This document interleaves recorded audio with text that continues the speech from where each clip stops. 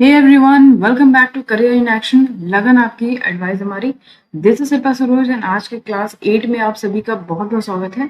तो एसएससी और माननीय सरदार एग्जाम का जो है अभी डेट नहीं आया है, जैसे कि आप सभी को पता है कि 4 जून को एग्जाम होना था, लेकिन 4 जून को हुआ नहीं, पोस्टपोन हो गया। आगे डेट जो है बढ़ा दिया गया है। तो डेट कब है ये भी आया नहीं है। आप लोग जो है ऑफिशियल वेबसाइट को विजिट करते रहिए, ठीक है, कभी भी डेट आ सकता है।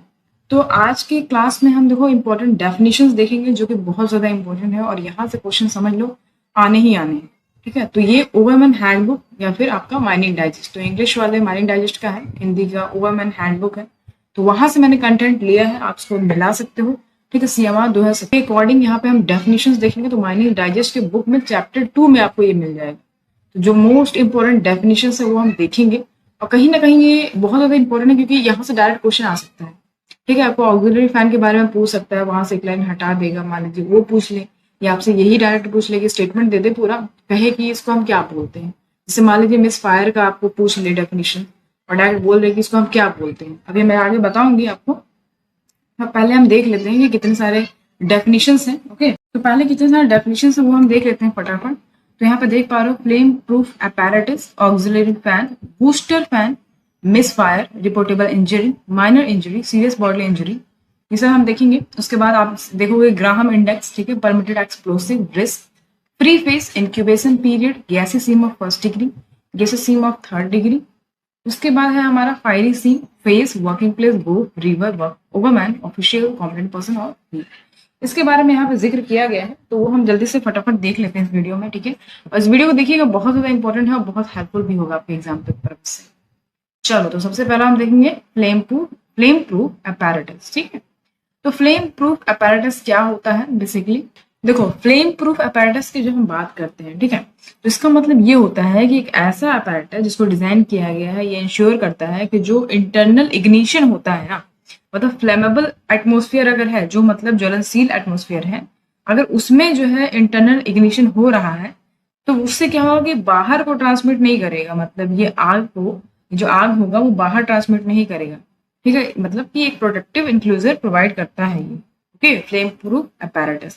अगर हम इसी को दूसरे भाषा में देखें तो ऐसे समझेंगे कि फ्लेम प्रूफ apparatus जो है वो इग्निशन, जो सराउंडिंग में जो इग्निशन होता है, मतलब जो आग जो फैला सकता है, उसको रोकता है, उसको प्रिवेंट करता है। ठीक है, एक तरीके से ऐसे समझो, और एक हजार्डियस एरिया जो है उसको होने से बचाता है। ओके, आई होप कि आपको समझ में आ गया होगा। यहाँ पे देखो क्या लिखा है, means an electrical apparatus whose electrical part are enclosed in enclosure। अब यहाँ पे लिखा है जिसका इलेक्ट्रिकल पार्ट जो है वो बंद होता है, मतलब एंक्लोजर में बंद होता है। ठीक है, okay, that can withstand the pressure during internal explosion of an explosive mixture. अब यहाँ पे लिखा है कि जैसे मान लीजिए कि जो एक्सप्लोसिव मिक्सचर होता है, तो वहां पे मान लीजिए इंटरनल एक्सप्लोजन हो जाए, तो उस समय उसका जो प्रेशर होगा ना, उसको झेलने की क्षमता इसके अंदर है। यानी कि फ्लेम प्रूफ apparatus के अंदर इतनी क्षमता है कि वो इस प्रेशर को झेल सकता है। मान लीजिए कोई इंटरनल एक्सप्लोजन हो जाए एक्सप्लोसिव मिक्सचर का, तब। ठीक है, और क्या लिखा है कि that can prevent transmission of explosion to explosive atmosphere surrounding the enclosure. तो मान लीजिए जो बंद सराउंडिंग है, ठीक है, तो वहां का जो एटमोस्फेरिक एक्सप्लोसिव जो हुआ है, उसका जो ट्रांसमिशन होता है एक्सप्लोजन का, उसको प्रिवेंट करता है कि ज्यादा वो आउटसाइड ना फैले। ठीक, समझ में आया फ्लेम प्रूफ apparatus। अब आगे बढ़ेंगे, ऑक्सिलरी फैन देखेंगे। ठीक है, ऑक्सिलरी फैन की बात करेंगे। यहाँ पे देखो देखो अब ऑक्सिलरी फैन की बात करते हैं, इसका मतलब क्या होता है। तो ऑक्सिलरी फैन को हम सेकेंडरी फैन भी बोलते हैं। ठीक है, तो ये स्मॉलर होता है, छोटा होता है, पोर्टेबल फैंस बोलते हैं, जिसको हम यूज करते हैं एज अ सप्लीमेंट। किस लिए? प्राइमरी फैन वेंटिलेशन के लिए। समझ रहे हो, मतलब कि जो वेंटिलेशन पर्पज के लिए हम इसको यूज करते हैं बेसिकली, और ये इंस्टॉल किया जाता है कहाँ पे? अंडरग्राउंड माइन में। काहे के लिए? वेंटिलेटिंग, वेंटिलेशन के लिए यूज किया जाता है। समझ। और बेसिकली अगर हम बात करें ऑक्सिलरी फैन की, तो ये जो है इसका डायमीटर की अगर हम बात करें तो 0.5 से 1.0 मीटर के डायमीटर तक ये यूजली देखा जाता है।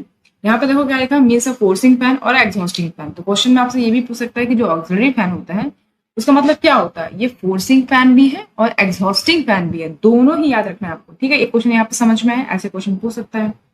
Used below ground for ventilating one or more faces of a ventilating district. तो वेंटिलेटिंग डिस्ट्रिक्ट में जो आपका एक या दो, एक या एक से ज्यादा फेसेस है, वेंटिलेटिंग फेसेस की अगर हम बात करें below ground working, below ground mines में, तो उसको क्या करता है ये, तो वहां पे इसको यूज किया जाता है ताकि इसको वेंटिलेट करे, उस एरिया को वेंटिलेट किया जा सके, समझ रहे हो। अच्छा, अब आ जाते हैं हम बूस्टर फैन में। Booster fan another important point, यहाँ पे देखो मीन्स अ मैकेनिकल वेंटिलेटर, ठीक है। वहां पे क्या था, फोर्सिंग फैन, एग्जॉस्टिंग फैन।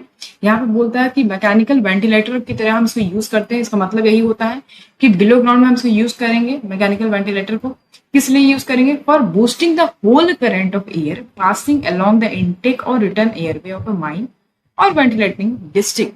यहाँ पे कहता है कि मतलब हम इसको बूस्ट करने के लिए यूज करते हैं। बेसिकली नाम ही देख रहे हो आप, बूस्टर फैन लिखा हुआ है। तो जो भी पूरा जो करंट जो वहां पे पास होता है मतलब एयर का, ठीक है, चाहे वो इनटेक हो चाहे वो रिटर्न एयरवे हो माइन में, उसके लिए इसको बूस्ट करने के लिए जो बेसिकली हम इसको यूज करते हैं, ठीक है। ठीक है, इसलिए इसको हम यूज करते हैं। और ये अगर देखा जाए तो इसको परमानेंट तरीके से इंस्टॉल किया जाता है। और जो मतलब जैसे यहाँ पे ज्यादातर जो है इसको परमानेंट तरीके से इंस्टॉल किया जाता है। और जो ऑक्सिलरी फैन होता है उसको हम शिफ्ट कर सकते हैं। ये जो फैन है ऑक्सिलरी फैन, इसको हम शिफ्ट भी कर सकते हैं, लेकिन ये जो है बूस्टर फैन बेसिकली इसको परमानेंट तरीके से इंस्टॉल किया जाता है। अब आ जाते हैं नेक्स्ट, यहाँ पे देखो miss fire.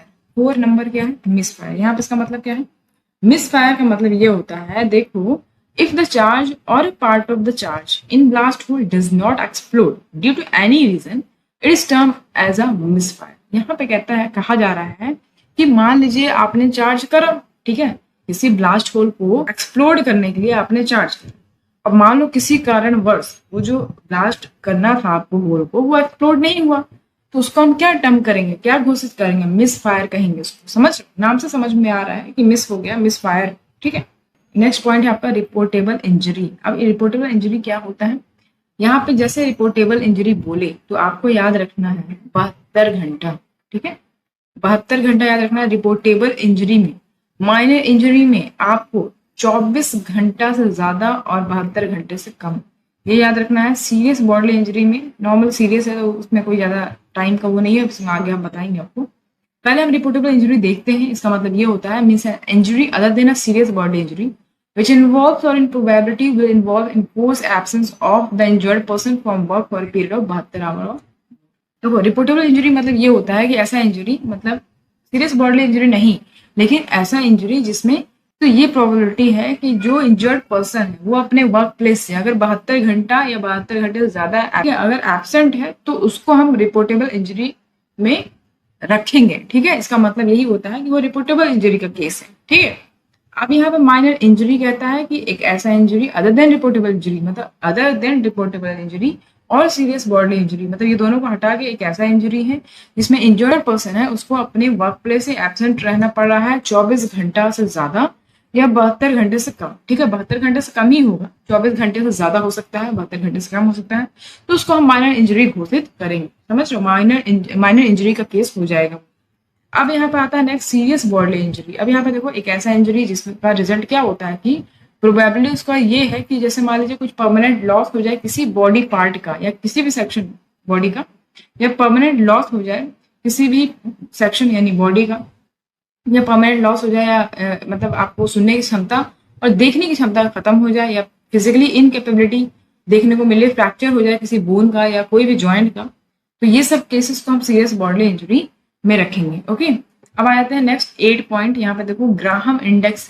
In a colliery the ratio of carbon monoxide produce to oxygen consume express as a percentage is called Graham index. तो बहुत इजी है। यहाँ पे देखो जो कहता है कि जो रेशियो है, the ratio of carbon monoxide produced, यहाँ पे देखो ग्राहम इंडेक्स, यहाँ पे क्या लिखा है, कार्बन मोनोऑक्साइड प्रोड्यूस्ड, ठीक है, carbon monoxide produce to oxygen consume, यहाँ पे देखो ऑक्सीजन यानी O2 कंज्यूम, ठीक है, express as a percentage into 100% कर देंगे हम। ये हो गया इसका फॉर्मूला ग्राहम इंडेक्स का। तो आपसे फॉर्मूला देके भी पूछ सकता है कौन सा सही ऑप्शन है, तो आपको 4 ऑप्शन और देगा जहां पे कुछ कुछ लिखा रहेगा, लेकिन आपको याद रखना है कार्बन मोनोऑक्साइड और ऑक्सीजन याद रखना है आपको, ठीक है। कार्बन मोनोऑक्साइड प्रोड्यूस करता है और ऑक्सीजन कंज्यूम करता है, याद रखिएगा, इसका रेशियो ग्राहम इंडेक्स कहलाता है, ठीक है। बाकी आप इसको पढ़ सकते हो नोट में। आगे बढ़ते हैं हम पॉइंट 9, परमिटेड एक्सप्लोसिव क्या होता है। यहाँ पे बोलता है कि परमिटेड एक्सप्लोसिव बेसिकली एक तरीके का एक्सप्लोसिव है।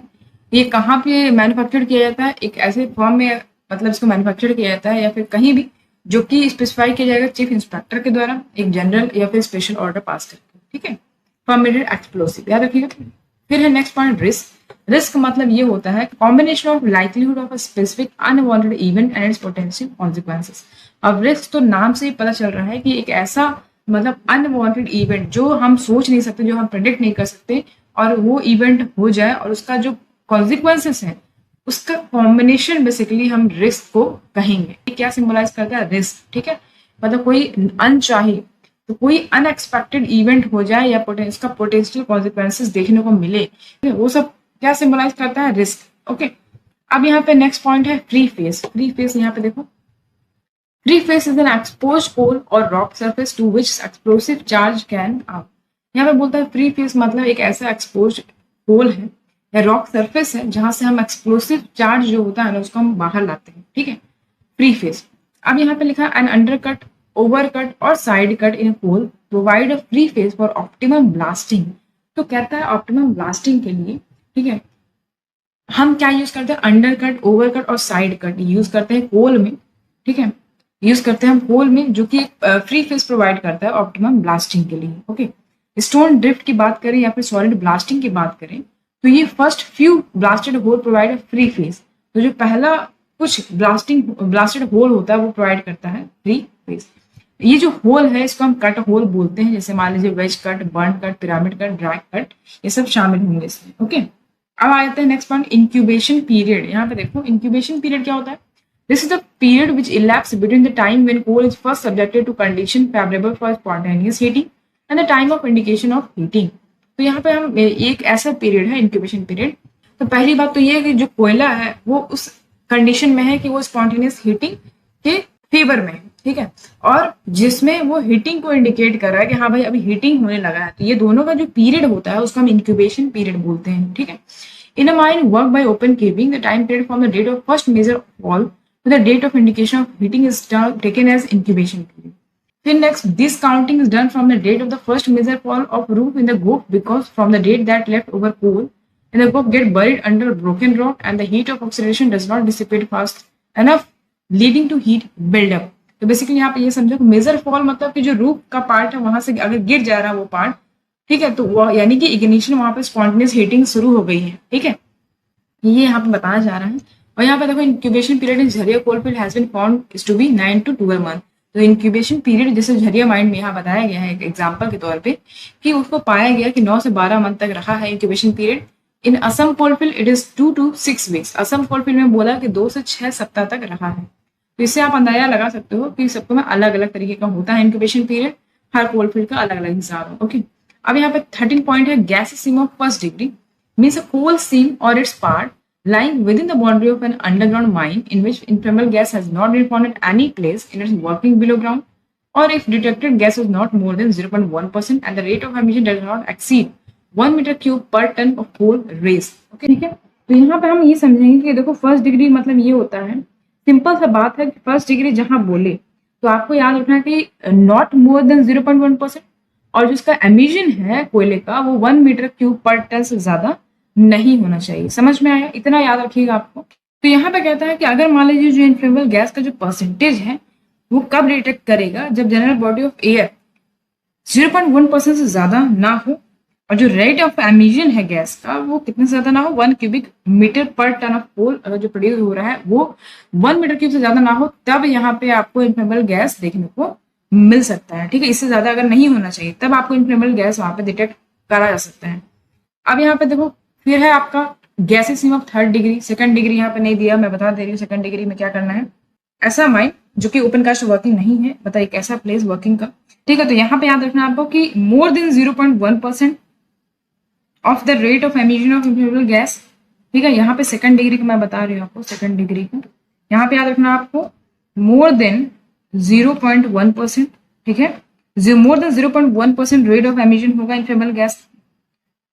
तो जनरल बॉडी ऑफ एयर जो होगा वो कितना होगा? More than 0.1%। ठीक है, और अगर हम बात करें कि कोयले की बात करें कि कितना inflammable gas per ton coal produce करेगा, तो एक्सीड 1 मीटर क्यूब। ठीक है, exceed 1 metre cube per ton coal produce but does not exceed 10 metre cube. याद रखिएगा 1 मीटर क्यूब से ज्यादा हो सकता है लेकिन 10 मीटर क्यूब से ज्यादा नहीं होगा, क्योंकि 10 मीटर क्यूब जो है थर्ड डिग्री में आपको देखने को मिलेगा। ठीक है, तो इसको थोड़ा सा याद रखिएगा। थर्ड डिग्री गैसेस में क्या है? in which the rate of emission of flammable gas does not exceed 10 metre cube per ton of coal produce. इसमें बेसिकली थर्ड डिग्री में आपको यही याद रखना है कि 10 मीटर क्यूब पर टन से ज्यादा नहीं होना चाहिए इनफ्लेमेबल गैस का एमिशन। ओके, इतना याद रखना है आपको बेसिकली। अब हम आगे आ जाते हैं पॉइंट 15, फायरी सीम। फायरी सीम मतलब होता है एक ऐसा सीम जहाँ पे फायर या फिर स्पॉन्टेनियस हीटिंग एग्जिस्ट करती है वर्किंग बिलो ग्राउंड में या फिर ओपन कास्ट वर्किंग में, lying with in the precedence of mine. तो बेसिकली ये माइन के प्रेसिडेंस में आता है और जहां आपको बिलो ग्राउंड और ओपन कास्ट वर्किंग दोनों में देखने को मिल सकता है स्पॉन्टेनियस हीटिंग। ओके, इसी को हम फायरी सीम बोलते हैं। एक ऐसा सीम जहां पे स्पॉन्टेनियस हीटिंग यानी कि जो आग है वो कहीं ना कहीं जल रही है वर्किंग बिलो ग्राउंड में या फिर ओपन कास्ट वर्किंग में। ओके, फेस क्या होता है? Means the moving front of any working place or the in by end of any gallery roadway or drift. तो फेस तो बहुत इजी है, मतलब यही समझ में आता है कि जो मूविंग फ्रंट है वर्किंग प्लेस का या फिर कोई भी गैलरी का इन बाय एंड या फिर रोडवे या ड्रिफ्ट को हम फेस कंसिडर करेंगे। अब आता है पॉइंट 70, वर्किंग प्लेस को क्या बोलते हैं? Means a place in mine to which any person has lawful access.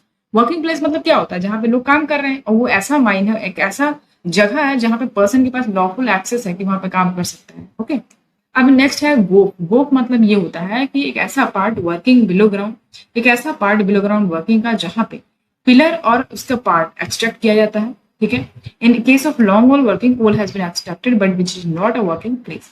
तो वो बेसिकली मतलब ये होता है, देखो लॉन्ग वॉल वर्किंग की अगर हम बात करें तो कोयला को हम एक्सट्रैक्ट कर लेते हैं वहां से, लेकिन वो जो प्लेस है वो वर्किंग प्लेस नहीं होता, वहां से हम कोयला को एक्सट्रैक्ट करते हैं, उसको हम बोलते हैं गोफ। ओके, चलो नेक्स्ट पॉइंट, रिवर। रिवर तो बेसिकली सब जानते हैं कि ऐसा स्ट्रीम या करंट वाटर का, चाहे वो सीजनल हो या पेरेनियल हो, लेकिन उसका जो बैंक है वो एक्सटेंड करता है up to the height of flood level. ठीक है, इसको हम रिवर बोलते हैं।